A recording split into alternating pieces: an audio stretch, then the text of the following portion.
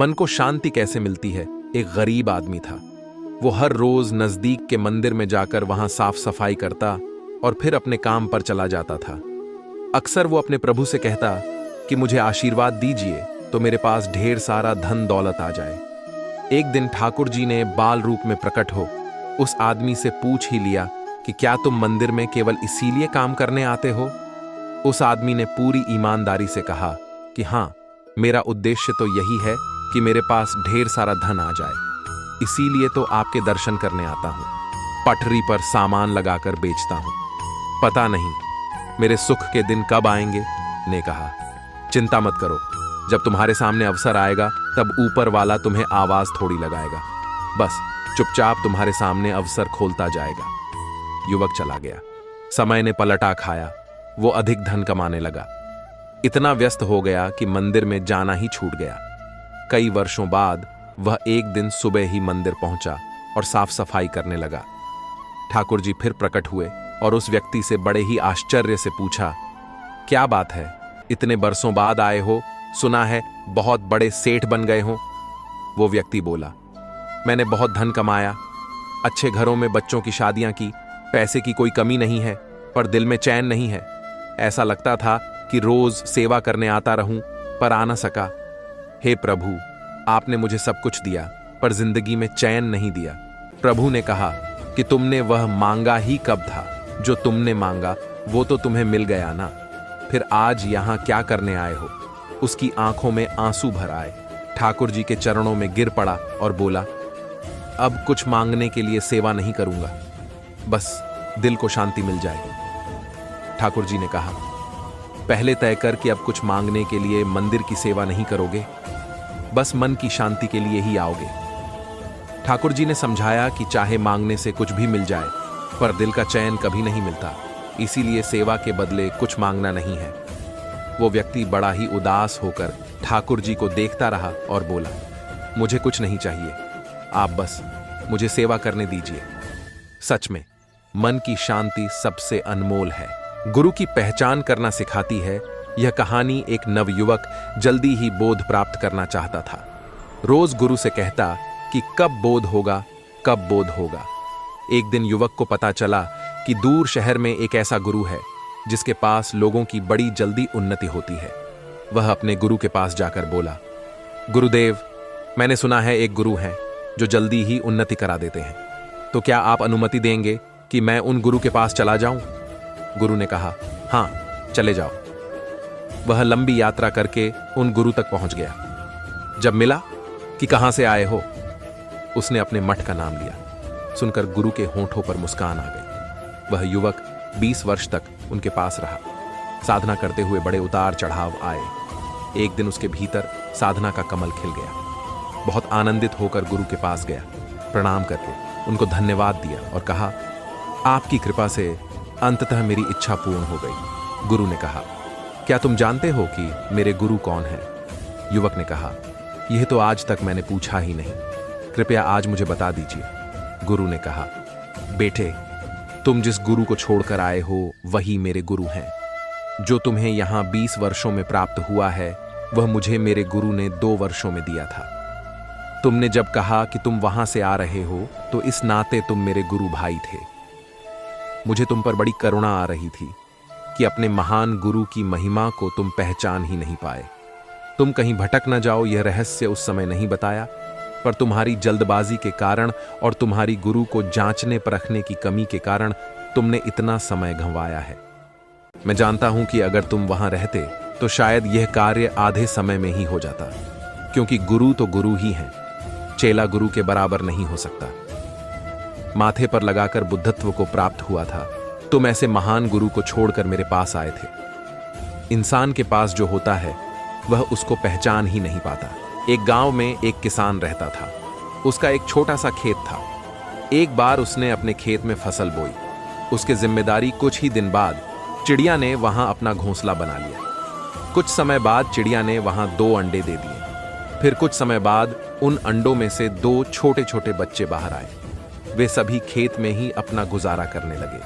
फसल कटने का समय आ गया। सभी किसान अपने अपने खेत की फसल का काटने लगे। फसल कटने से उस चिड़िया और उसके बच्चे का वहां से अपना घोंसला छोड़ दूसरी जगह पर जाने का समय आ गया। एक दिन किसान कह रहा था कि फसल काटने के लिए वो अपने पड़ोसी से पूछेगा और उसे खेत में भेजेगा।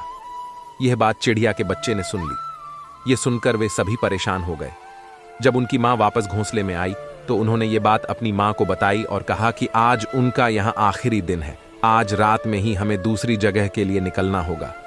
चिड़िया ने जवाब देते हुए कहा, इतनी जल्दी करने की जरूरत नहीं है, मुझे नहीं लगता कि फसल की कटाई कल होगी। जैसा चिड़िया ने कहा था ठीक वैसा ही हुआ। अगले दिन किसान का पड़ोसी खेत में नहीं आया, जिससे फसल नहीं कट सकी। फिर जब शाम को किसान खेत में आया तो खेत को देखकर कहने लगा कि पड़ोसी तो नहीं आया, कल अपने रिश्तेदार को भेज देता हूं। चिड़िया के बच्चों ने किसान की बातें फिर सुन ली। फिर से वो सभी परेशान हो गए। उन्होंने फिर ये बात अपनी माँ को बताई। उनकी माँ ने कहा कि तुम लोग चिंता मत करो, मुझे नहीं लगता कि किसान का रिश्तेदार आएगा, आज हमें यहां से जाने की जरूरत नहीं है। जैसा चिड़िया ने कहा था वैसा ही हुआ। किसान का रिश्तेदार खेत नहीं पहुंचा। ये सब देख चिड़िया के बच्चे हैरान हो गए। अगली शाम जब किसान खेत में आया तो खेत को ज्यों का त्यों देखकर कहने लगा कि कहने के बाद भी कोई कटाई के लिए नहीं आता है, कल वो खुद ही फसल की कटाई शुरू करेगा। ये बात भी चिड़िया के बच्चों ने सुन ली। जब बच्चों ने अपनी माँ को ये बात बताई तो उसने कहा, अब ये खेत छोड़ने का समय आ गया है, हम आज ही ये खेत छोड़कर दूसरी जगह चले जाएंगे। चिड़िया के बच्चे बड़ी हैरानी से अपनी माँ की बात सुन रहे थे।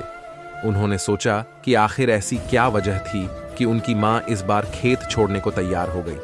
उन्होंने अपनी माँ से जब यह बात पूछी तो चिड़िया ने कहा, बच्चों, पहले 2 बार किसान फसल की कटाई के लिए दूसरों पर निर्भर था, वह अपने काम से पल्ला झाड़ रहा था, लेकिन इस बार ऐसा नहीं है।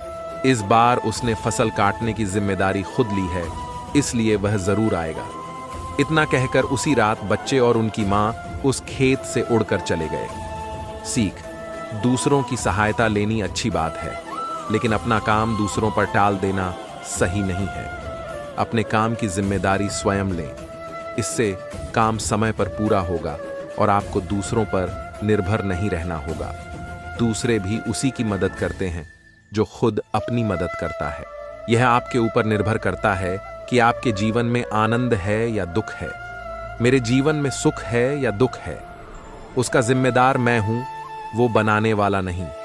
कई लोग कहते हैं कर्मों का फल है, तो जल्दी जल्दी अच्छे अच्छे कर्म करो और कूद जाओ। क्या है अच्छा कर्म? 10-20 भैंस को रोटी खिला दो और कूद जाओ, जल्दी से नहीं।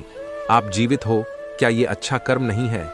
एक वो है जो जाएगा इस संसार से यह कहता हुआ कि हे बनाने वाले, तुम्हारा लाख लाख शुक्रिया, और एक वो है जो जाएगा ये कहता हुआ, मेरा यह भी अधूरा रह गया, मेरा यह भी अधूरा रह गया। जो मनुष्य अपनी सुध-बुध खोकर माया के पीछे पड़ता है, अज्ञानता के पीछे पड़ता है, उसको दुख मिलेगा। ऐसे दुख का अनुभव कभी किया है जिसमें आप ये समझ रहे हैं कि आप सुखी हैं पर दुखी हैं? जीवित होना और मौत दोनों कितनी शक्तिशाली चीज है। ये जो सांस आ जा रही है बीच में, जो सारी मौत को रोक लेती है, इसकी हमें कीमत मालूम नहीं है। जो कुछ भी आपने अपने जीवन में आज तक किया है वो इसीलिए क्योंकि आपकी सांस चल रही है, और तब तक ही आप सभी चीजें कर पाएंगे जब तक सांस चलेगी। ये पृथ्वी अरबों साल पुरानी है। जब ये पृथ्वी बनी आप क्या थे? धूल। वैज्ञानिकों के हिसाब से ये पृथ्वी 5, 15, 20 अरब साल तक और रहेगी, उसके बाद ये भी धूल हो जाएगी। आइंस्टीन ने एक बात कही थी कि जो कुछ भी बनता है, जो कुछ भी बना है, उसका नष्ट होना जरूरी है। वो नष्ट होगा, सबको नष्ट होना है, परंतु आप बहुत थोड़े समय के लिए जीवित हैं। इस संसार में जो कुछ भी हो रहा है, जो गड़बड़ है, वो लालच की वजह से हो रहा है। लोभ के बारे में कोई बात नहीं करना चाहता है। आप मस्ती में होश खोकर अज्ञानता के पीछे भाग रहे हैं, जैसे पकड़ लेंगे और जीत जाएंगे।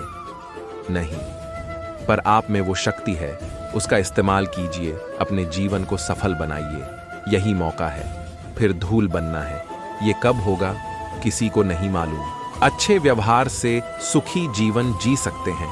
परिणाम से वाकिफ होते हुए भी व्यवहार को बदलना मुश्किल हो सकता है। इसकी जड़ें अक्सर किसी पुराने तजुर्बे से जुड़ी होती हैं। पुरानी बातें याद करें कि कैसे अपनी भावनाओं को कैसे काबू में करें। बातचीत भावनात्मक भी हो सकती है। इसमें आप विचलित हो सकते हैं, चिंताग्रस्त हो सकते हैं या असंतुष्ट हो सकते हैं, लेकिन उत्तेजित होकर सफल नहीं हो। और कैसे आप सही व्यवहार से अपनी जरूरतें पूरी कर सकते हैं। यह काम आसान नहीं है और समय भी लग सकता है, लेकिन इस तरह ज्यादा संतोषजनक जीवन जीने में मदद मिलती है। बात करने से पहले जितना खुद को तैयार करेंगे उतना कम उत्तेजित होंगे। बातचीत पूरी होने पर नकारात्मक भावनाओं को बाहर करें और सकारात्मक बातों पर ध्यान दें। हार को पूरे मन से स्वीकारने वाला विजेता से कम नहीं होता। जब तमाम कोशिशों के बावजूद आप हारते हैं और सामने वाला पक्ष जीत जाता है, तब क्या करें? कामों की सूची छोटी नहीं होती, तो जो काम तनाव देते हैं पहले उन पर फोकस करें। आपका परफेक्शनिस्ट होना रोड़ा तो नहीं बन रहा? क्या परिस्थिति आए तो उसे स्वीकार किसी के करना ही चाहिए। हार को पूरी गरिमा से स्वीकार करना चाहिए। जीत से अधिक हार सिखाती है। हार से एक नया नजरिया विकसित होता है। काम को ज्यादा समय देकर सुधार सकते हैं, अगर नहीं तो आगे बढ़ें। समय बचाने के लिए जो कर सकते हैं करें। ये जानने की कोशिश करें कि कौन से काम करना वक्त का सदुपयोग होगा। खुद से लिखें, अपना भाग्य। अक्सर लोग कहते हैं कि आपके भाग्य ने सब कुछ पहले से ही तय कर रखा है।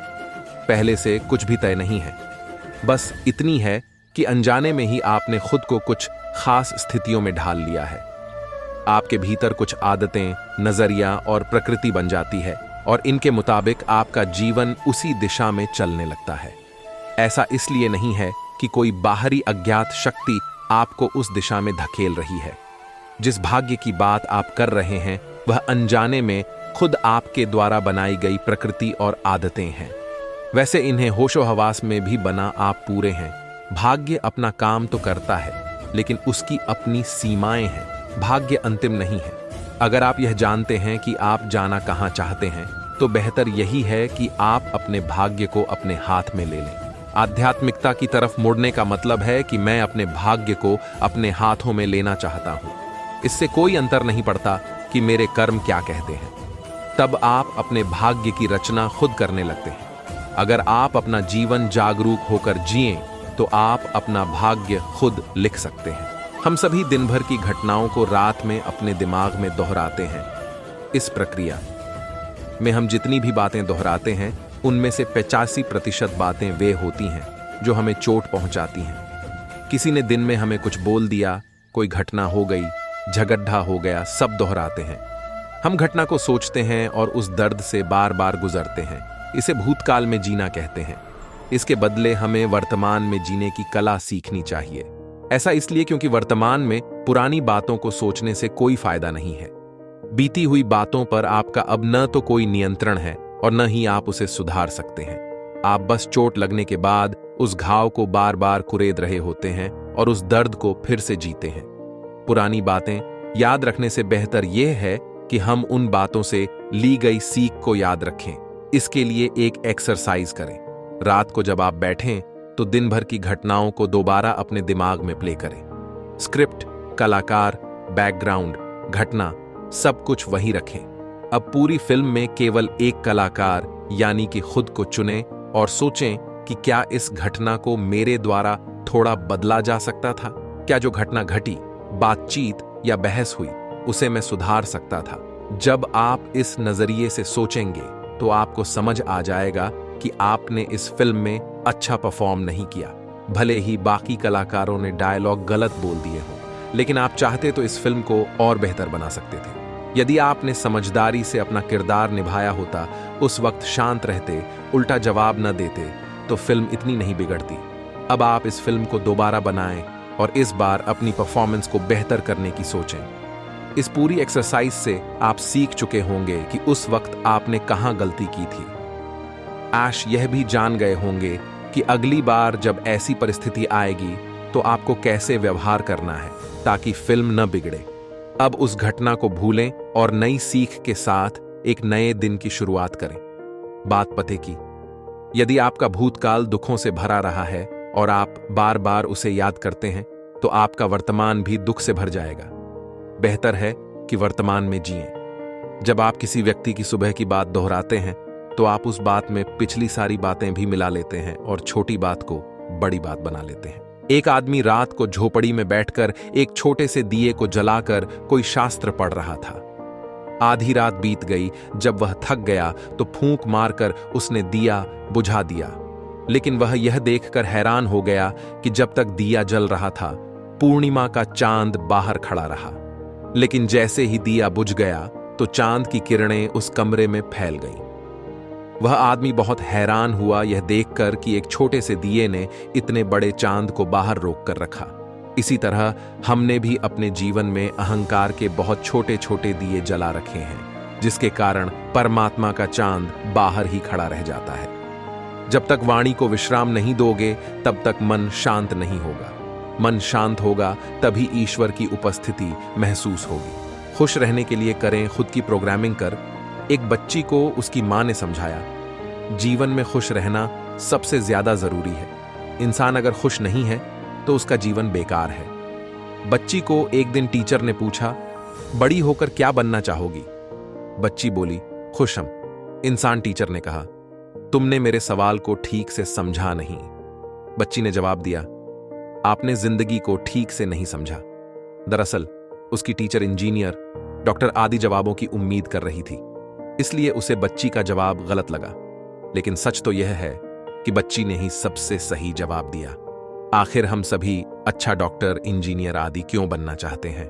हमें लगता है कि यह बन जाने से हमें ढेरों रुपए मिल जाएंगे, अच्छा घर ले लेंगे, जीवन साथी मिल जाएगा, बच्चों को अच्छी शिक्षा मिल जाएगी, कुल मिलाकर हम खुश हो जाएंगे।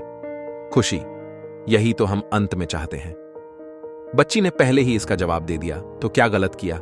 हम सभी ने अपनी जिंदगी की प्रोग्रामिंग कुछ इस तरह की है, जब मुझे फलां चीज मिल जाएगी तो मैं खुश हो जाऊंगा, यानी जब तक वह चीज नहीं मिलेगी मैं खुश नहीं होऊंगा। लेकिन क्या आपको पता है, इस तरह हम लक्ष्य नहीं तय करते बल्कि खुशियों को टालते हैं। हम अपनी प्रोग्रामिंग इस तरह क्यों नहीं करते कि मैं हर रोज हर पल खुश रहूंगा, चाहे कुछ भी हो जाए। आपको अपना नजरिया बदलते हुए खुद को 24 घंटे खुश रखने की प्रोग्रामिंग करनी होगी। दो दोस्तों को ही लें, दोनों को एक स्थान पर पहुंचना है और बारिश हो रही है। एक दोस्त कहता है, यार बारिश को भी अभी होना था, थोड़ी देर बाद होती तो इसका क्या बिगड़ जाता। भगवान हमेशा मेरे काम ऐसे ही बिगाड़ता है। पूरे कपड़े खराब हो गए, हर तरफ कीचड़ हो गया है, ऊपर से अब सर्दी भी हो जाएगी।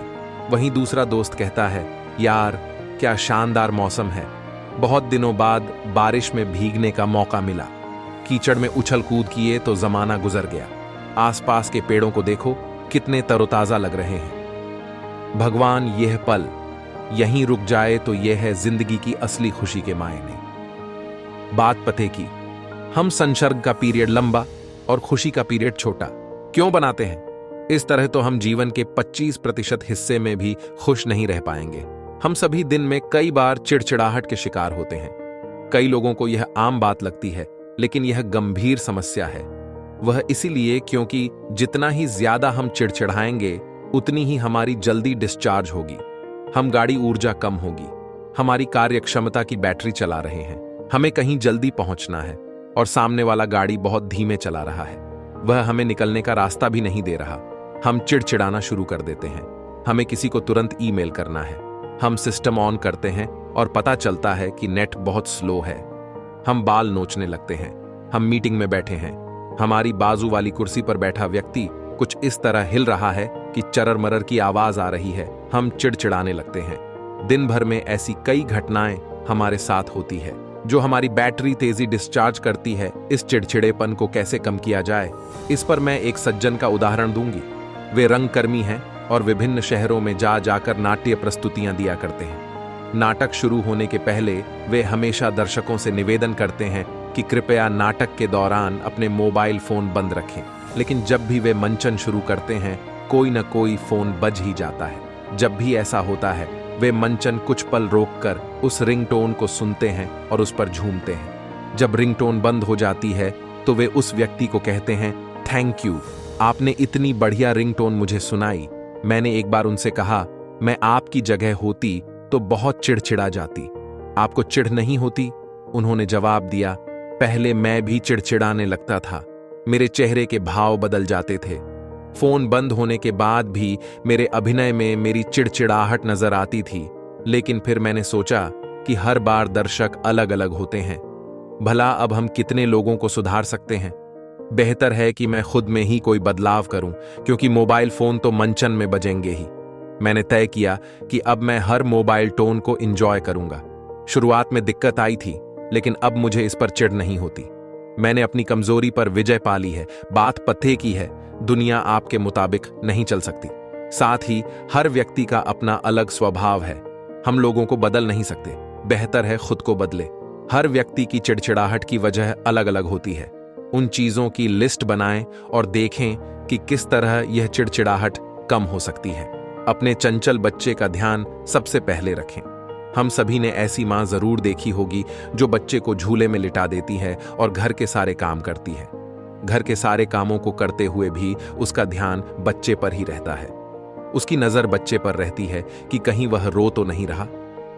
यहां मां ने अपनी प्राथमिकता बिल्कुल तय कर रखी है कि उसके लिए सबसे पहले नंबर पर आता है उसका बच्चा, फिर घर का काम। हमारी जिंदगी भी कुछ ऐसी ही है। यहां मन ही हमारा छोटा सा बच्चा है जिसका हमें हर पल ध्यान रखना है। हम ऑफिस, घर, क्लास कहीं भी हों और कोई भी काम कर रहे हों, हमारी नजर बच्चे यानी कि अपने मन पर होनी चाहिए। हम भले ही कोई भी जिम्मेवारी निभा रहे हों, हमारा ध्यान मन पर हो कि कहीं ये दुखी तो नहीं, इसे किसी बात का बुरा तो नहीं लगा, ये कोई गलत विचारों को पकड़कर तो नहीं बैठा। अपने कामों में से मिनट निकालकर मन को देखें, और यदि वह अशांत है, उसे प्यार की जरूरत है, तो उसकी जरूरतों को पूरा करें। ठीक उसी तरह जिस तरह मां बच्चे को रोता देख उसे प्यार से चुप कराकर फिर से काम में लग जाती है। बेहतर है कि हम भी जल्द से जल्द अपने मन रूपी बच्चे पर ध्यान दें, उसकी समस्या हल करें। कई बार हम अंदर से दुखी होते हैं और खराब मूड में ही काम करते रहते हैं। यह तरीका गलत है। हमारी पहली जिम्मेवारी अपने मन के प्रति है। उसके सवालों का जवाब दें। यदि अभी सवाल का जवाब नहीं है तो मन को समझाएं कि अभी मैं इस काम में व्यस्त हूं, फ्री हो जाऊंगा तो इस समस्या का हल भी निकाल लूंगा। अभी तुम अपनी ऊर्जा सही जगह लगाओ। अब आप यह भी जानें कि हमारे मन की तरह दूसरों का मन भी एक चंचल बच्चा है। जब हम किसी से बात करते हैं तो हम उस इंसान से नहीं बल्कि उसके मन से बात करते हैं। हमें बहुत ध्यान रखना होगा कि हम सामने वाले के मन यानी कि उसके चंचल बच्चे से बात कर रहे हैं। हो सकता है कि वह बच्चा समझदार ना हो। वह बच्चा है इसलिए वह कुछ भी बोल सकता है, कुछ भी कर सकता है। इसलिए उस बच्चे की बात का बुरा न माने, उसे प्यार से समझाएं। बात पते की, यदि आपने अपने मन रूपी बच्चे को जल्दी नहीं संभाला तो वह रोता ही जाएगा, उसकी ऊर्जा नष्ट होती जाएगी। उस पर तुरंत ध्यान दें। अपनी प्राथमिकताओं की लिस्ट सुधारें। सबसे पहले खुद को रखें, दूसरे नंबर पर परिवार को, अंत में काम को रखें। खुद के लिए वक्त निकालें। मन मारकर काम न करें, नौकरी में तलाशें। खुशी, आपने अपने आसपास कई लोगों को देखा होगा जो ये सोचते हैं कि मैं कहां से इस जॉब में फंस गया, मुझे तो फलां काम करना पसंद है, लेकिन घर चलाने के लिए यह नौकरी मजबूरी में करनी पड़ रही है। अपनी इच्छाओं को मारकर कब मुझे इस फालतू काम से छुटकारा मिलेगा। आदि लोग इस तरह की बातें सोचते हैं और दुखी हो कर वह काम सालों साल करते रहते हैं। इस तरह न वे खुद को खुश रख पाते हैं और न वह काम ही अच्छे से कर पाते हैं। दुनिया में ऐसे बहुत सारे लोग हैं जो अपनी पसंद का काम नहीं कर पाते। पारिवारिक जिम्मेवारियां हों, परिस्थितियां हों या कोई और वजह। इस सत्य को स्वीकारना जरूरी है कि काम तो करना ही है। फिर भला उसे दुखी होकर क्यों किया जाए, उसमें खुशी क्यों ना तलाशी जाए। यदि आप भी ऐसी ही परिस्थिति में मजबूरी में कोई नौकरी कर रहे हैं तो इसे पढ़ें। मनपसंद काम न मिलने के बावजूद भी आप चाहे तो खुश रह सकते हैं और खुशी खुशी अपने इस काम को कर सकते हैं। बस आपको अपने वर्तमान के काम को किसी बड़े उद्देश्य से जोड़कर देखना है। जब आप ऐसा करते हैं तो आप संतुष्ट होते हैं और संतुष्टि में काम और बेहतर करते हैं। एक बार एक बूढ़ी औरत कहीं से आ रही थी कि तभी उसने 3 मजदूरों को कोई इमारत बनाते देखा। उसने पहले मजदूर से पूछा, तुम क्या कर रहे हो? देखती नहीं, मैं ईंटों को ढो रहा हूं, उसने जवाब दिया। फिर वह दूसरे मजदूर के पास गई और उससे भी वही प्रश्न किया, तुम क्या कर रहे हो? मैं अपने परिवार का पेट पालने के लिए मेहनत मजदूरी कर रहा हूं, उसने जवाब दिया। फिर वह तीसरे मजदूर के पास गई और पुनः वही प्रश्न किया, तुम क्या कर रहे हो? उस व्यक्ति ने उत्साह के साथ उत्तर दिया, मैं इस शहर का सबसे भव्य मंदिर बना रहा हूं। आप अंदाजा लगा सकते हैं कि इन तीनों में से कौन सबसे अधिक खुश होगा। दोस्तों, इस मजदूर की तरह ही खुश रहने वाले व्यक्ति अपने काम को किसी बड़े उद्देश्य से जोड़कर देखते हैं और ऐसा करना वाकई उन्हें अपार खुशी देता है। आप भी इसे आजमाएं। बात पते कि आप जो भी काम करते हैं उसके बारे में अच्छा सोचें, उस काम का बेहतरीन पहलू तलाशें, पता लगाएं कि उसमें आपकी भूमिका कितनी बड़ी है। अपने काम को हम खुद महत्वपूर्ण बनाते हैं। जब एक इमारत बनाने वाला मजदूर केवल ईंट लगाकर खुशी हासिल कर सकता है, तो आप क्यों नहीं? जिनसे तंग हैं उनके प्रति अपना व्यवहार बदलें, लोगों के प्रति भावनाएं बदलें, विनम्र रहें जिनके साथ काम करते हैं। अगर उनसे तंग रहते हैं तो आप उनके लिए बुरा सोचने लगते हैं। यह सोच धीरे धीरे आपके व्यवहार में झलकने लगेगी। लेकिन सभ्य और विनम्र बने रहना जरूरी है, इसलिए कि काम साथ मिलकर करना है। उनके प्रति भावना बदलने की कोशिश करें, उन्हें मदद पूछें, यह आप दोनों के लिए फायदेमंद साबित होगा। माफ करने से इसलिए पीछे नहीं हटना चाहिए। लोग इसलिए माफ नहीं करते क्योंकि इसे लेकर उनके मन में गलतफहमी है।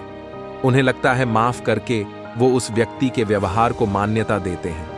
वो सोचते हैं कि माफ करके उन्हें समर्थन दे रहे हैं। आपको अपने को नुकसान पहुंचाने वाले व्यवहार पर ध्यान देने की जरूरत नहीं है। आपको केवल माफ करना है, जिससे कि आप अपने जीवन की ओर दोबारा लौट सकें।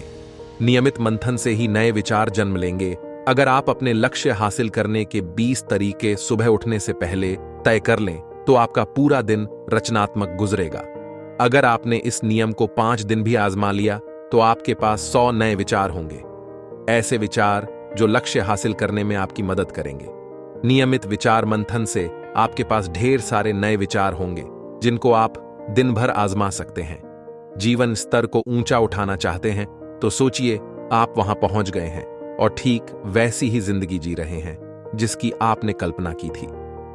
जब आप अपने लक्ष्य को उस भावना के साथ जोड़ते हैं जो आपको उसे हासिल करने पर होगी, तो आप अपने दिमाग की उच्च स्तरीय शक्ति को सक्रिय करते हैं, अपनी रचनात्मकता को गति देते हैं। सकारात्मक बने रहने के लिए ये वाक्य दोहराएं। 1, मुझे खुद पर यकीन है और अपने किए काम पर कोई संदेह नहीं करूंगा। 2, मैं जिंदगी से खुश हूं और इसके प्रति आभार, ग्रैटिट्यूड मानता हूं। 3, मैं कुछ भी कर सकता हूं, भले ही इसमें उम्मीद से ज्यादा वक्त लगे।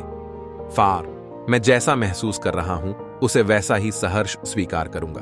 5, खुद को और जिन्होंने मेरे साथ गलत किया उन्हें भी माफ करूंगा। 6, बेहतर भविष्य के लिए रोज एक कदम आगे बढ़ाऊंगा। 7, मेरे पास बहुत अच्छे आइडियाज हैं, मैं उन्हें पूरा होते हुए देख रहा हूं। 8, मैं किसी से अपनी तुलना नहीं करूंगा क्योंकि हर व्यक्ति अलग है। 9, मैं भरोसा रखूंगा कि हर चीज बेहतरी की दिशा में बढ़ रही है। 10, मैं हमेशा खुशी को चुनूंगा। 11, मैं दूसरों के कहे का खुद पर नकारात्मक असर नहीं होने दूंगा। 12, मैं खुशी नहीं देने वाली चीजों, घटनाओं, शब्दों पर ध्यान नहीं दूंगा। 13, मैं अपनी ऊर्जा सिर्फ महत्वपूर्ण चीजों पर लगाऊंगा। 14, मैं सफलता के लिए हमेशा सकारात्मक सोचूंगा। 15, मैं मजबूत हूं और कोई चीज मुझे आगे बढ़ने से नहीं रोक सकती। आपकी जिंदगी में हर परिवर्तन किसी विचार के आपके दिमाग में उपजने के साथ ही होगा। विचार ही भविष्य की कुंजियां हैं। विचारों में ही आपकी तमाम समस्याओं के उत्तर छिपे हुए हैं और लक्ष्य को हासिल करने के रास्ते भी। आपको जरूरत है विचारों का जनरेटर बनने की, ताकि आपके दिमाग में लगातार हो रहे परिवर्तनों और आसपास बन रहे मौकों के लिए नित्य नए और बेहतर विचार आते रहें। सौभाग्यवश आप मूलतः रचनात्मक होते हैं। यह एक प्राकृतिक गुण होता है। आपका जन्म ही इसके साथ हुआ है। लेकिन रचनात्मकता भी इस्तेमाल के सिद्धांत पर ही निर्भर होती है, जो कहता है अगर आप इसे इस्तेमाल नहीं करते तो इसे गंवा देते हैं, कम से कम अस्थायी तौर पर। अच्छी खबर यह है कि आप इस किताब में दी गई कुछ निश्चित पद्धतियों और तकनीकों को अपनाकर अपनी रचनात्मकता को जागृत कर सकते हैं। आगे बढ़े और पीछे की सोचें। आपकी सोच को बदलने के लिए जरूरी है कि आप इस बात को लेकर अपने विचारों और कल्पना को और व्यापक करें जो आप बन सकते हैं। ऐसी बातें जो आप कर सकते हैं और ऐसी भी जो आपको करनी चाहिए थी। हर वो व्यक्ति जो कि अपनी जिंदगी में कुछ उल्लेखनीय हासिल करता है, इस बड़ी सोच या दृष्टि के साथ करता है कि उसके लिए क्या संभव है। वे अपने वर्तमान माहौल, अपनी निजी सीमाओं और समस्याओं से ऊपर उठकर खुद की शुरुआत करो। हम जीवन में कोई भी काम तभी करते हैं जब कुछ मिलने को हो, लेकिन जीवन में वे ही क्षण महत्वपूर्ण हैं जब आप कुछ ऐसा करते हैं जिसमें भी नहीं मिलता। जब कुछ मिलने के लिए आप करते हैं तब बहुत क्षुद्र हाथ में आता है। विराट को पाने के लिए कुछ पाने की आकांक्षा नहीं होनी चाहिए, हो तो फिर बाधा हो जाएगी। अगर आपसे कोई पूछे प्रेम किस लिए करते हैं, तो क्या कहेंगे? कहेंगे प्रेम स्वयं में ही आनंद है, उसके बाहर और कोई कारण नहीं जिसके लिए प्रेम करते, और अगर कोई किसी कारण से प्रेम करता हो तो यह सच्चा नहीं है। ठीक वैसे ही ध्यान करने के लिए जब हम पछते हैं कि क्या मिलेगा, वह हमारा लोभ पूछ रहा है। मोक्ष मिलेगा कि आत्मा मिलेगी कि नहीं? नहीं, कुछ भी नहीं मिलेगा, और जहां कुछ भी नहीं मिलता वहीं सब कुछ वह मिल जाता है जिसे हमने कभी खोया नहीं, जिसे हम कभी खो नहीं सकते, जो हमारे भीतर मौजूद है। यदि उसको पाना हो तो कुछ और पाने की चेष्टा सार्थक नहीं हो सकती है। सब पाने की चेष्टा छोड़कर जब हम मौन रह जाएंगे तो उसके दर्शन होंगे जो हमारे भीतर निरंतर मौजूद है। उसे पाने के लिए सारी क्रियाएं छोड़कर अक्रिया में हो जाना जरूरी है। यदि मुझे आपके पास आना हो तो दौड़ना पड़ेगा, चलना पड़ेगा, और यदि मुझे मेरे ही पास आना हो तो फिर कैसे दौड़ूंगा और कैसे चलूंगा? दौड़ते हैं दूसरे तक पहुंचने के लिए, अपने तक पहुंचने के लिए सब दौड़ छोड़ देनी होती है।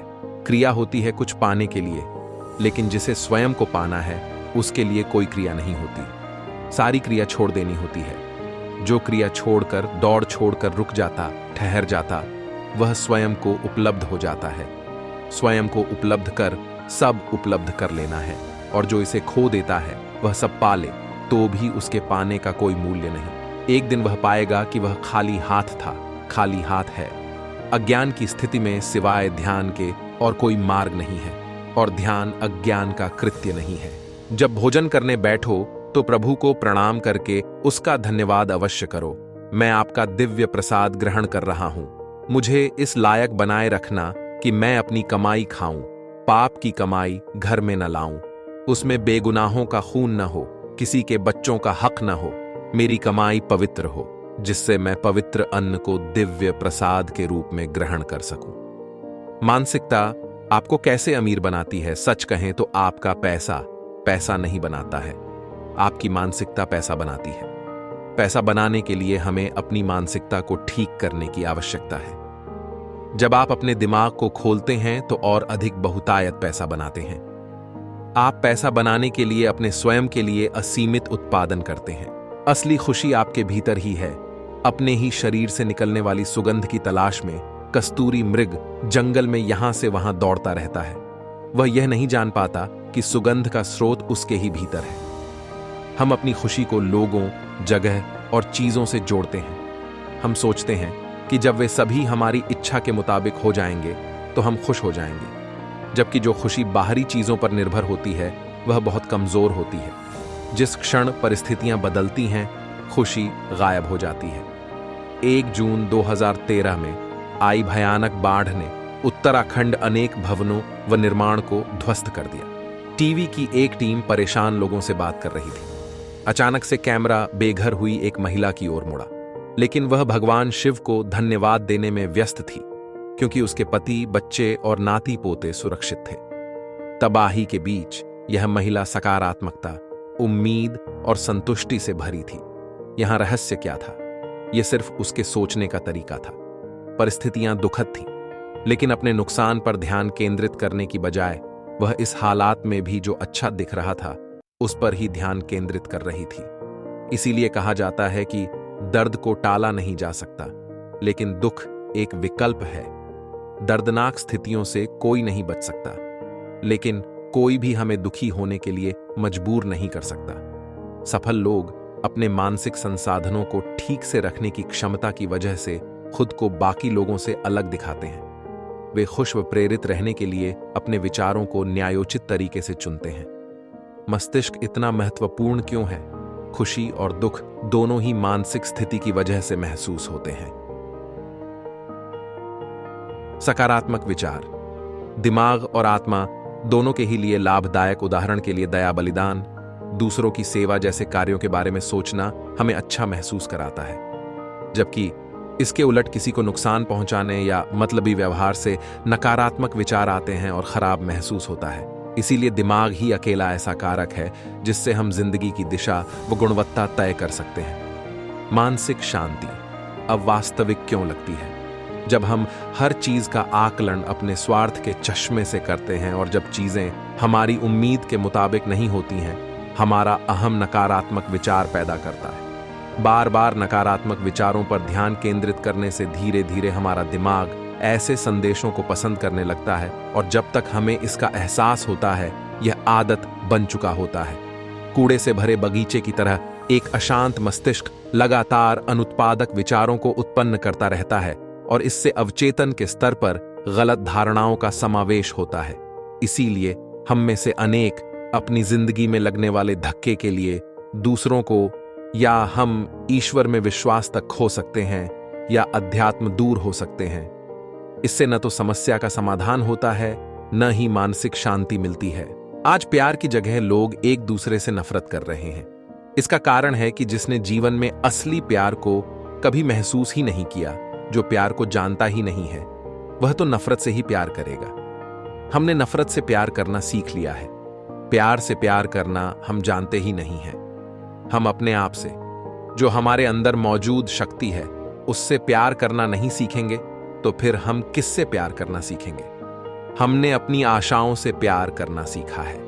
जब हम घर आते हैं तो हमारी आशा रहती है कि बढ़िया खाना खाने को मिलेगा, परंतु ऐसा नहीं होता है। तब हमारा प्यार कहां चला जाता है? आप अपने बेटे से प्यार करते हैं और अगर आपका बेटा स्कूल में फेल हो जाए तो आपके प्यार को क्या हो जाता है? प्यार करना सीखिए अपने भीतर आने जाने वाली सांस से, इस जिंदगी से। जब प्यार करना सीखेंगे तो प्यार क्या होता है समझ में आएगा। अभी आप प्यार करते हैं रिजल्ट से, बढ़िया खाने से। ग्रीस दार्शनिक सुकरात ने कहा है कि अगर आपको वो न मिले जिसे आप चाहते हैं तो आपको दुख होगा, और आपको अगर वो मिल जाए जिसे आप नहीं चाहते तब भी आपको दुख होगा। आपको अगर वो मिले जो आप चाहते हैं तब भी आपको दुख होगा। इस संसार में हर एक चीज बदल रही है, पर हमें बदलना पसंद नहीं है। हम नहीं चाहते कि कोई चीज बदले, पर हर एक चीज को बदलना है। जब आप खुद अपने भीतर देखने लगते हैं कि इस संसार को बनाने वाला स्वयं आपके अंदर है, उस दिन आपका जीवन बदल जाएगा। बदलती हुई चीज से प्यार करना बड़ा मुश्किल है, परंतु एक चीज है जो बदलती नहीं है। इस संसार के अंदर प्यार होना चाहिए, परंतु मनुष्य समझे कि असली प्यार क्या है। जब असली प्यार को समझेगा तब वह सचमुच में प्रेम कर सकता है। जिस दिन मनुष्य को अपने आप से प्यार हो जाएगा, उस दिन नफरत नहीं, सिर्फ प्यार ही प्यार होगा। एक बार सुकरात भ्रमण करते हुए एक नगर में गए। वहां उनकी मुलाकात एक वृद्ध सज्जन से हुई। दोनों आपस में काफी घुल मिल गए। वृद्ध सज्जन आग्रहपूर्वक सुकरात को अपने निवास पर ले गए। भरा पूरा परिवार था उनका। घर में बहू बेटे, पौत्र पौत्रियां सभी थे। सुकरात ने वृद्ध से पूछा, आपके घर में तो सुख समृद्धि का वास है, वैसे अब आप करते क्या हैं? वृद्ध बोले, अब मुझे कुछ नहीं करना पड़ता। अच्छा कारोबार है जिसकी सारी जिम्मेदारियां अब बेटों को सौंप दी हैं। घर की व्यवस्था बहुएं संभालती हैं। इसी तरह जीवन सुखपूर्वक चल रहा है। मैंने जीवन के इस मोड़ पर एक ही नीति अपनाई है कि दूसरों से अधिक अपेक्षाएं मत पालो और जो मिले उसमें संतुष्ट रहो। मैं और मेरी पत्नी अपने पारिवारिक उत्तरदायित्व अपने बेटे बहुओं को सौंपकर निश्चिंत हैं। अब वे जो कहते हैं वह मैं कर देता हूं और जो कुछ भी खिलाते हैं खा लेता हूं। अपने पौत्र पौत्रियों के साथ हंसता खेलता हूं। मैं बच्चों के किसी कार्य में बाधक नहीं बनता। पर कभी तो आपका मन करता होगा कि वे आपकी बात माने या सुने? सुकरात ने पूछा। वृद्ध बोले, अगर वे मेरे पास सलाह के लिए आते हैं तो मैं अपने अनुभव के हिसाब से उनको दुष्परिणामों के बारे में सचेत कर देता हूं। अब वे मेरी सलाह पर अमल करते हैं या नहीं करते, यह देखना और अपना मन व्यथित करना मेरा काम नहीं है। वे मेरे निर्देशों पर चलें ही मेरा यह आग्रह नहीं होता। परामर्श देने के बाद भी यदि वे भूल करते हैं तो मैं चिंतित नहीं होता। बुजुर्ग सज्जन की यह बात सुनकर सुकरात बहुत प्रसन्न हो गए और बोले, इस आयु में जीवन कैसे जिया जाए यह आपने सम्यक समझ लिया है। जैसा बोलते हैं वैसी ही गूंज होती है। दुनिया व जीवन का हर खेल इच्छा शक्ति के सहारे ही चलता है। इच्छा शक्ति वह ताकत है जिसके सहारे एक अपंग भी शिखर चूम सकता है। वजन घटाने के लिए अनेक व्यक्ति प्रयास करते हैं, पर इच्छा शक्ति के अभाव से उन्हें असफलता मिलती है। अन्यथा जो व्यक्ति अपना सिर बाएं से दाएं हिला सकत, वह अपना वजन भी घटा सकता है। यही सच है। इच्छा शक्ति इसी क्षण मात्र का विस्तार है। हां या न कहने में जितने क्षण का समय इसी क्षण पा लेता है, अर्थात एक क्षण में भाग्य तय हो जाता है। इससे स्पष्ट है कि यदि किसी ने तय कर लिया कि यह काम नहीं करना है, यह आदत अपने पास नहीं रखनी है, तो उसके साथ अपनी इच्छा भी जोड़ लें। इच्छा शक्ति मन रूपी नदी पर एक बांध है। इसके द्वारा अपने लक्ष्य का बहाव सफलता की ओर कर सकें तो हमारा भाग्य खिल उठता है। मान लीजिए मन टीवी, इंटरनेट देखना चाहता है, ऐसे में मन को रखना इच्छा शक्ति के हाथ है। इच्छा शक्ति वह व्यक्ति बड़े से बड़ा काम कर सकता है। इसी से यह समय में यदि एक ही काम में से भरा होता है, तब एक काम से बांध कर पहलू है जिसके सहारे भी सिद्ध होता है कि एक खर्च की जाए तो उसका परिणाम सफलता नष्ट होने से बचेगी। बस एक बार अपनी इच्छा शक्ति पर भरोसा हो भर जाए तो दुनिया का कोई काम असंभव नहीं। ध्यान किसी एक तरफ लगाने से भीतर ऊर्जा का विकास होगा, जिसका उपयोग व्यक्ति किसी भी काम में कर सकता है। जीवन में अच्छा देखने के लिए खूबसूरत आदत अपनाएं। हम अक्सर अपने कर्मों के, अपनी मेहनत के नतीजे पर गौर करते हैं। नतीजा अच्छा है तो हमें खुशी मिलती है, जो शांति देती है। लेकिन नतीजा बुरा होने पर खुशी गायब और साथ में शांति भी। हमें वास्तविक शांति और खुशी प्रक्रिया में मिलेगी, नतीजों में नहीं। हमें यह सोच बदलनी होगी कि मंजिल ही हमारी खुशी है। अगर हम किसी पिकनिक पर जा रहे हैं तो उसका रास्ता भी उतना ही आनंददायक ना चाहिए जितनी कि पिकनिक होगी। जीवन यात्रा है, मंजिल नहीं। एक बार हम यह समझने लगें कि जीवन यात्रा है, प्रक्रिया ही सब कुछ है, तो हमें शांति भी महसूस होने लगेगी। यानी अगर प्रक्रिया में शांति खोज ली तो वह कभी दूर नहीं जाएगी। लेकिन इस स्थिति में पहुंचे कैसे? इसके लिए बस यह समझना होगा कि जिंदगी हमें खुशी और शांति नहीं देती, हम अपनी जिंदगी में और शांति लाते हैं। हमारे कर्म हमें यह नहीं देंगे, बल्कि हमें हर कर्म को शांति और खुशी के साथ करना होगा, तभी यह जीवन में स्थायी रूप से रहेंगे। शिकायत शांति नहीं देगी। जीवन के हर पहलू से शिकायत करने वाले व्यक्ति को कभी शांति महसूस नहीं हो सकती। शिकायत करने वाला न सो सकता है, न खुश रह सकता है। लेकिन अगर वह किसी तरह से यह देखने की खूबसूरत आदत डाल ले कि जिंदगी में क्या अच्छा चल रहा है और उसके प्रति आभार महसूस करे, तो उसे शांति मिलने लगेगी। स्वाभाविक कि जीवन शिकायतें होगी, लेकिन सिर्फ शिकायतों पर ध्यान देना ही हमारी शांति छीनता है।